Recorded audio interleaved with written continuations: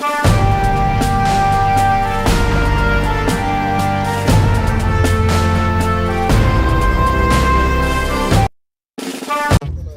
उन्हाळ्यात थंडगार पाण्याच्या नावाखाली जनतेची केली जाते फसवणूक.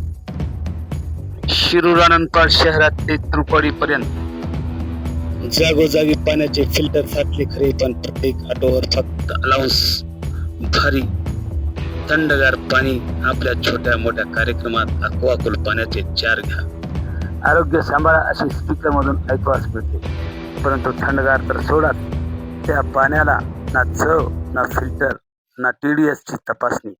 जनता भोळी आहे. फक्त थंड पाण्याच्या नावाखाली अलाउन्सिंग करून मोठ्या प्रमाणावर फसवणूक केली जात आहे. याची दखल कोणी घेत नाही, याची तक्रार सुद्धा कोणी करीत नाही. प्रत्येक ग्रामपंचायतने RO चे फिल्टर बसवले आहेत असे दाखवून शासनाचे लाखो रुपये बजेट लाटले. यामध्ये सरपंच ग्रामसेवक दोषी आहेत. यावर कोण कारवाई करणार? बऱ्याच ग्रामपंचायतीचे RO आज बंद अवस्थेत पडले आहेत. त्यामुळेच हे खाजगी RO फिल्टरचे पाणी विकणारे ऑटो खूप वाढले आहेत.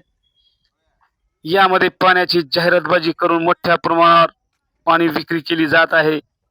हे RO चे पाणी म्हणजे हैदराबादी नगीना अंदर बैठे ऊपर चुना अशी गत या पाण्याची फिल्टरवाल्याची झाली आहे.